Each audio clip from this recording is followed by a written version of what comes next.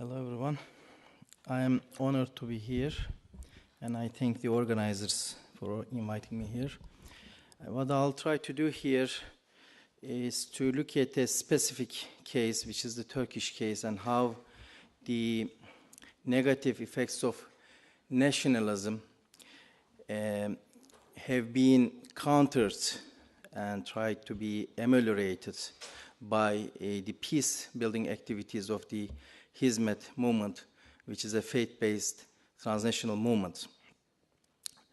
As you might already know, everybody has been affected and influenced by nationalism in one way or another, and the glorious Ottoman Empire was no exception.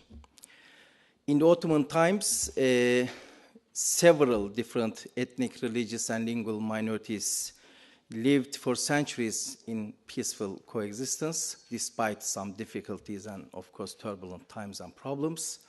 But with the emergence of nationalism, what we've seen was that the Ottoman Empire started shattering, and the Turks also became nationalists. And after the collapse of the Ottoman Empire, they also started their own nation-building project. In the Ottoman times, in the first Muslim parliament that was opened in 1876, about 40% of the deputies were non-Muslims. And they were democratically elected, and they had their own languages, and in their own schools and in their own educational systems, they could teach and educate in their own language and so on. But with the Turkish nationalist project, unfortunately, Turks also were poisoned by nationalism. Some people call it negative nationalism, but I'm not so sure if there is actually much difference between positive nationalism and negative nationalism, because the borders are so thin and it is easy to penetrate this border in difficult and turbulent times at individual and societal levels. Anyway, so while Turks decided to build a modern nation, they focused on Turks, of course, Sunnis, and Muslims. And this is what I call LAST, similar to WASP, White Anglo-Saxon Protestant. In the Turkish case, it is laicist, Atatürkist, Sunni Turk. And according to this conceptualization, the best citizen, the palatable citizen, the favorite citizen is the one that is simultaneously laicist, Atatürkist, Sunni, and Turk. And in its constitutive other side, you would find non-Muslims, you would find non-Sunnis, such as heterodox Alevis, you would find leftists, liberals, also so people with different ideologies other than laicist Atatürkists. And in this conceptualization, because it has its constitutive other with Gramscian apparatuses, all others have been tried to be assimilated into the last. So in a way, last, even though was exclusivist, but that doesn't mean that it wasn't open to assimilation. So as long as you could assimilate into Turkishness, as a Kurd, you would be welcomed in the Turkish parliament. You could even be a president or a prime minister. But when you said that you had also Kurdish identity, or if you had an accent and so on, then you would be discriminated against by the establishment. And it is so funny that even in one of the cases of the Court of Cassations, which is one of the Supreme Courts in Turkey, non-Muslims are referred as, with an oxymoronic terminology, alien citizens. And these non-Muslims have been living in Turkey for more than about 5,000 years or more, well before the advance of Turks to the Anatolia. So what happened at the end of the day was that this nation-building project created turbulence, polarization, and division in society. And this, the Gulen movements or the Hizmet movements, one of the decisive points is that it works towards repairing these divisions and polarizations and so on. And the movement which is originated in Turkey around the ideas of Fethullah Gulen, who is a follower of tradition in Turkey, but who is simply renewing the tradition according to tempo-spatial context in Turkey.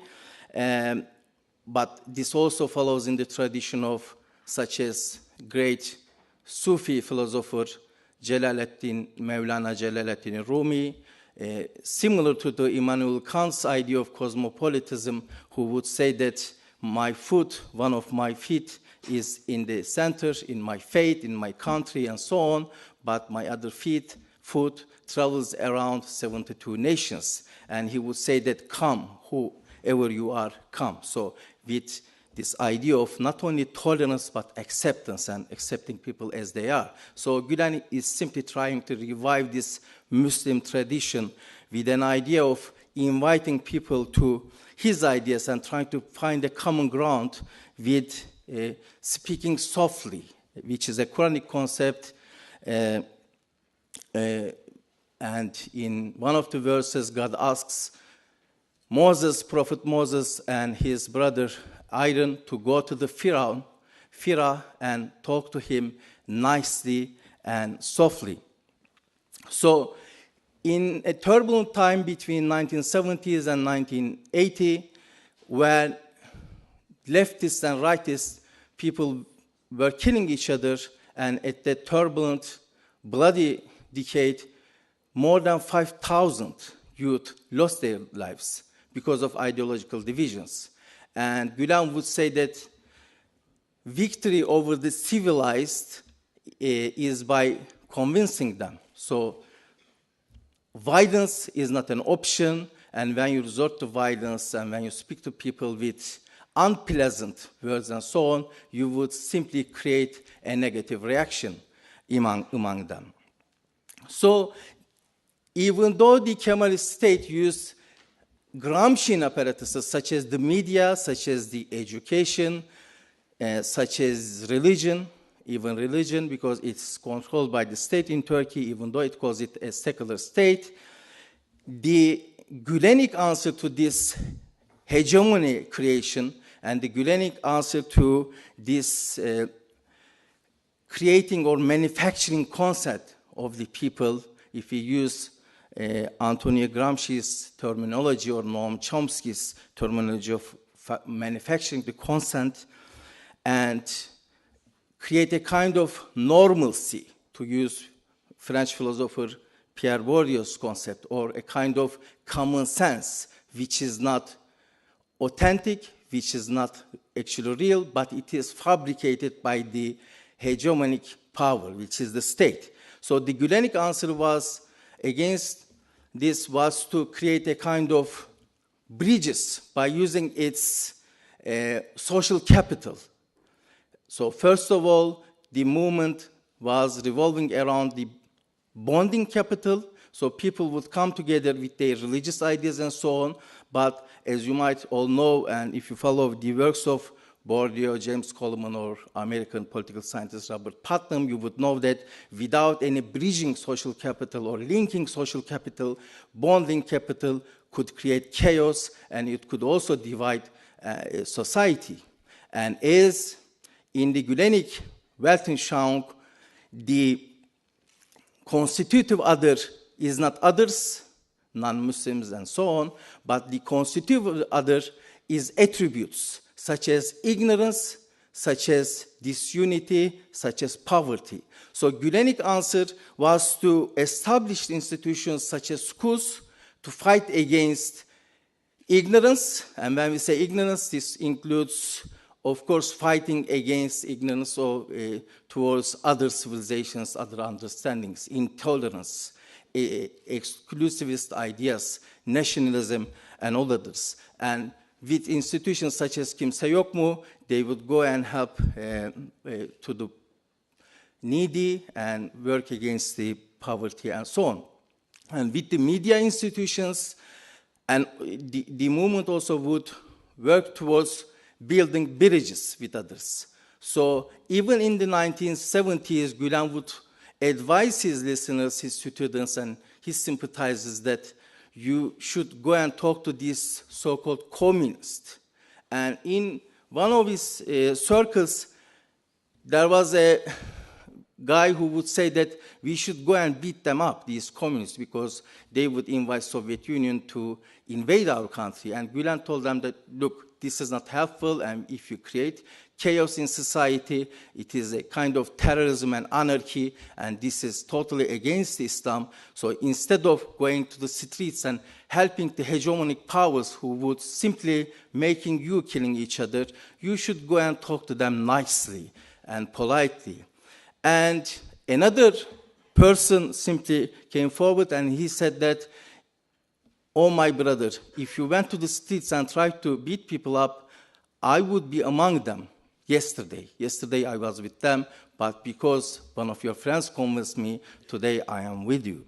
So the movement worked towards this, and in early 1990s, well before 9/11, Gulen started a new initiation in Turkey, which was a first in the modern history of Turkey after the collapse of the Ottoman Empire. And as I said, because non-Muslims were treated as enemies, as the constitutive others, Muslims, including the practicing Muslims, wouldn't look at non-Muslims in a polite manner, to say the least. So Gulen said that our citizens, even though they are non-Muslims, they are our brothers. We should go and talk to them and try to find a common ground. And in 1997, he visited the Pope in Vatican. And this was a first in the modern Turkish history. And many people were shocked and surprised, including the Turkish secularists and Kemalists.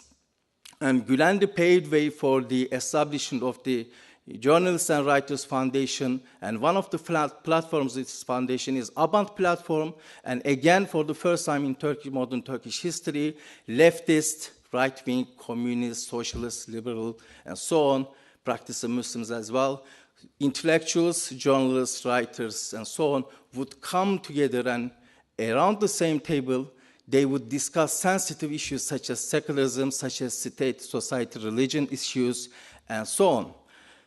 And with these ideas in mind, many people who were influenced by the ideas of Gulen went abroad to establish educational institutions. And as you might already know, in these schools, in more than 140 countries, different minorities, people from different backgrounds, lingual, religious, and ideological backgrounds could come together and study in the same classroom. So this is not only just dialogue in mere words, in a kind of at a discursive level, but it is a dialogue in action. And now we started seeing the fruits of this dialogue in action. So in many countries around the world, you will see that students who were graduated from these schools are becoming teachers in the same schools and trying to inculcate the values that they learned in these schools from the Hizmet movement students. So in a way, the Gulen movement or the Hizmet movement is contributing towards peace building, not but just with rhetoric, but in real action in the field. And it is one of the hopes. Of course, there are all sorts of similar projects around the world, and Hizmet movement is only one of them. But with these projects, we can be hopeful about an Huntingtonian world that only promises us division and fights. Thank you.